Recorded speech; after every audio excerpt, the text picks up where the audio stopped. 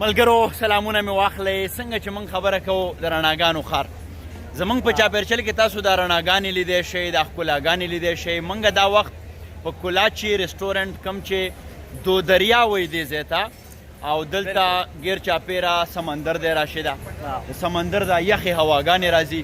د دې ځای چې کوم ملګري دي منیجمنټ دی د هغو د وینا تر مخه دلته 900 یعنی 900 کیپیسٹی ده خلک دي دلته، او دا ځوانان زموږ ولاړ دي. بھائی صاحب कैसे हैं आप؟ I'm good. ठीक ठाक। और किस तरह चल रहा है आप लोगों का कारोबार? अल्हम्दुलिल्लाह बहुत ज़बरदस्त। कोविड की वजह से कोई नुकसान तो नहीं हुआ है? शुरू में हुआ था, लॉकडाउन लग गया, अच्छा। सब घर चले गए। अच्छा। उसके बाद थोड़ी नरमी हुई, फिर वापसी आ गए अपने काम पे। अच्छा, बट इफेक्ट तो पड़ा है हाँ ओवरऑल बिजनेसेस पे इफेक्ट पड़ा। अच्छा ये बताइएगा कि ये वुडन वर्क है जितना भी मैंने देखा, तो इसके पीछे फिलॉसफी क्या है वैसे? समझे नहीं, वुडन वर्क में कैसे अच्छा वुड ये लकड़ी का, ये स्टाइल कह सकते हैं आप इसको। हाँ यहाँ का स्टाइल है बस। अच्छा, थीम ऐसा दिया हुआ है, लुक ऐसा दिया हुआ है। वैसे तो गारा का भी बना सकते थे, ब्लॉक और गारा वगैरह का भी, लेकिन एक लुक ऐसा दिया हुआ है। अच्छा अच्छा अच्छा चले खुश रहे. Thank you so much. Raja راشد خان دا زمونږه د دې ځای یارانو یو په وډن ورک باندې هم خبره کوله.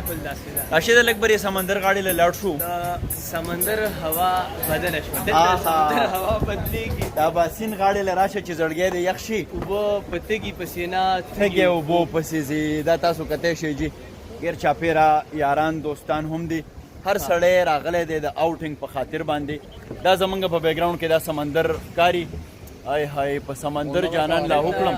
دلته چې کوم دی نو دغه په نظر باندې نه راځي، څومره چې ستا نظر دی او ورته ګوره. یعنی دا سمندر چې دی چې څومره دی د نظر ښکار کېدی شو نو دی ستا نظر ختم شو، خو سمندر دغه احاطه نه ختم. بالکل دا احاطه نه ختمېږي. او داسې ده چې دلته مخامخ ګورو نو ته به صرف د هغه په دې د بحري جهازونو کې دا چې کوم لایټ وي که نه دا ته به صرف رڼا به نظر راځي. راځه زوبا خبرې اترې به هم کوو. یو خو زه ډېر خوشحاله یم دا ټول وډن ورک نه دی راشد خانه، دا هیومن فرینډلی دی، یعنی دا په نفسیاتو باندې په ذهن باندې یو ښکلی اثر کوي که ستا خیال یې که نه تم داسې تازه تازه یي تندی دې پړق کوي د دې خوشحالۍ نه که نه. نو دلته ګورې پته نه لګي پردي ځای کې مو داسې خبرې شروع کړي د پرهرونو نه سندرې جوړوم. نو مونږه ملګرو ښایست وي، ښکلې والې وي، چېرته چې مطلب فضا ښکلې وي هلته سړی خوشحاله وي. او همداسې ده همداسې ده. مونږه راغلي وو، زمونږ دلته قربانه هم ناست دي، د هغو سره به خبرې اترې کوو د دغه ځای په اړه باندې. د سمندر په غاړه یو بنډار را جوړ کړی دی، په دې کې ډېر محترم مشرف صاحب زمونږه. مشرف صاحب سلام واخلئ جي. وعلیکم سلام. ستړي مه شئ، څنګه یې تاسو؟ ټیک ټاک خوشحاله سوکاله.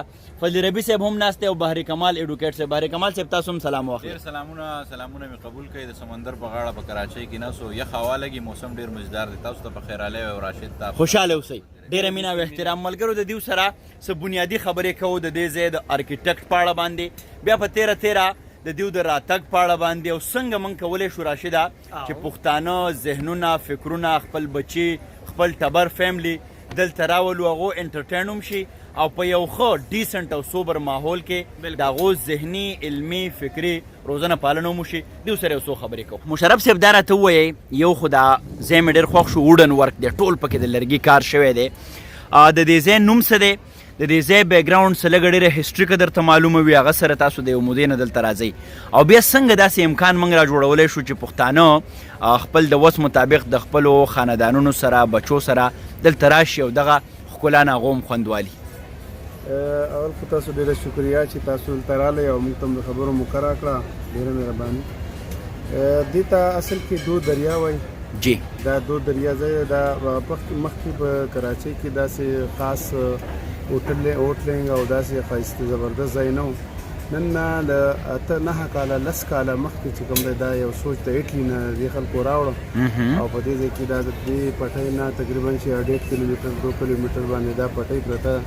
کراچۍ کې چې څومره خلک دي دا ټول روزګارونه کار روزګار کوي، او بیا چې ماښام شي نو انټرټینمنټ دپاره بار سمندر ته راوځي. نو مخکې به موږ سره صرف دو دریا وه یا مخصوص یو څو هوټلې به وي. اوس چې کوم دلته دې پټۍ باندې راځي، دلته ماښام کې ښه په انټرټینمنټ هم کېږي او چې څومره دلته د پښتانه مزدوران یا څومره کاروباري طبقه فکر خلک دي هغه خو ټول د غرونو خلک او ښه شنو شنو علاقو کې لکه بلد خلک دي خو دلته چې دوی راغله دلته نو په کراچۍ کې ورته داسې یو ځای نه میلاوېده سمندر ته به لاړه او ښارانو به واپس لاړه او اوس الحمدلله دلته په ګڼ تعداد باندې چې څومره بزنسمینان دي پښتانه دي خپلو بچو سره دلته خوشحالیانې کوي تقسیموي او دلته راځي او روټۍ وخوري او بیا په باران باندې 9 10 بجې 11 بجې 12 بجې خپل کورونو ته ځي. مشرف صاحب عموما منګه پښتانه د سیلګرۍ یا د اوټینګ د بهر ته وتو دا زموږ په ذهن کې نه موږ یو کدا چې تر ژوند لپاره مهم نه دي پښتنو ته به پیغام څه ورکوي په دې لړ کې؟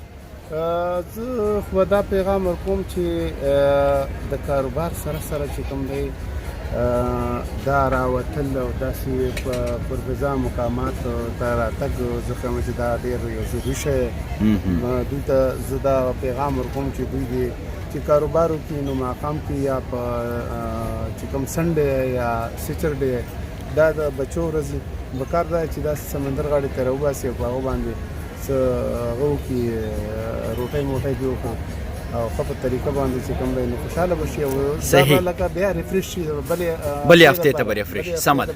ډېره مینه او احترام بهر کمال ایډوکیټ صاحب دا راته ووایئ دې ځای کې ما ډېر پروفیشنل خلک ولیده دا که منیجمنټ دی دا که ویټران دي پښتانه کله کله داسې غټ انویسټمنټ کولی هم نه شي او که کوي نو بیا یې داسې سمبالولی نه شي په دې لړ کې به تاسو څه وایئ پښتنو ته؟ پروفیشنلیزم چونکې بنیادي چیز دی دا یو آرټ دی زه وایم دلته چې څومره هوټلې دي یا څومره کاروبار کامیاب دی د دې وجه هم دا ده چې دلته خلک ډېر زیات لکه تا ته هغه ریسپیکټ راکوي بیا چې راشي د هغو هغه کار څومره په طریقه باندې دی بیا صفایي دلته کې ډېره زیاته ده ته څومره هم دیو ته خبرې وکړي یا څومره هم خلک راځي نو دیو چېرته د دیو په مخ به ته داسې دغه ووینئ نه خفګان ووینئ دا په خوشحالۍ سره تا ته مخامخ کېږي د دې بنیادي وجه هم دا ده چې دا پروفیشنل خلک دی ډېر پوه خلک دی د دیو کاروبار کامیاب هم ځکه دی نو دا بنیادي څیز دی زه یم چې په دې کاروبار کې پښتانه هم باید پکار دي چې هغو خپل ځان پروفیشنل کړي خلکو ته چې دی د انټرټینمنټ موقع ورکوي یا هغو ته د خوشحالۍ یو موقع ورکوي په ځای د دې چې ته لاړ شې هلته کې خامخا یو مخکې داسې روان درته جوړ کړی وي خلک هلته کې زړه نه غواړي چې زه لاړ شم هلته کې نو دا بنیادي څیز دی په کاروبار. صحیح خوشحاله اوسئ ډېر مننه کوم فضل ربي صاحب تاسو په یوه جمله کې خپل نننۍ احساسات شریک کړئ کراچۍ ته راغلی او په یو ښه ځای کې ناست یې دغه ویو تاسو به خپله څه تجزیه ډېر زیات خوشحاله یم دا کوم ماحول چې ما ولید دلته خو زه به یو میسج ورکول غواړم هغه پښتنو ته چې کوم د کاروبار نه لرې دي او خاص کر داسې موقع چې هغې اوسه پورې جوړې نه کړه شوې په خپلو کلو کې په خپل ښارونو کې نو دې کراچۍ سره سره په هر ځای کې چې پښتانه دي هغې له پکار ده چې داسې موقع جوړې کړي د دې موقع نه به هغې ته 2 فایدې ورسي یو به د هغې د آمدن ذرایع هم زیاتې شي او هغې چې کوم قوم دی سوسایټي د هغې له به هغې د ریفریشمنټ موقع ورکړي. خوشحاله اوسئ ډېره زیاته مننه کومه ملګرو یقینا چې د کراچۍ د سمندر د غاړې نه ټولو پښتنو ته زموږ ګډ او شریک هم دغه پیغام دی دنیا ډېره ښکلې ده ژوند ډېر اسان دی باید چې په دغه ژوند کې موږ ښایستونه ښکلاګانې وپاشو خلک لګیا دي یو بل له لاس ورکوي څوک د بزنس د لارې څوک د علم د فکر د قلم د کتاب د لارې په ژوند کې اسانتیاوې پیدا کوي نور قامونه فاصلې وهي لګیا دي پښتانه یو بل له خپې وهي لګیا دي پکار ده چې موږ د دې قصو نه روزو تاسو دا کتی شئ په سوونو دلته خلک په روزګار باندې دی دا موقع زمونږ سیمه هم ښکلې ده زمونږ علاقه هم ښکلې ده شینکۍ هم دی هلته قدرتي نورې ښکلاګانې هم دي خو د دغې خبرې کمی ده چې هغه سیمې موږ هغې ته پرمختګ نه دی ورکړی ډیولپ کړي نه دي راځئ چې د خپلې سیمې په اقتصاد کې په روزګار کې خپل د برخې کردار ولوبو او د هغه ځای د خلکو دپاره یوه خوشحالي را پیدا کړو افسر افغان ته اجازت ورکوي د کراچۍ د سمندر د غاړې نه د لوی الله په امان.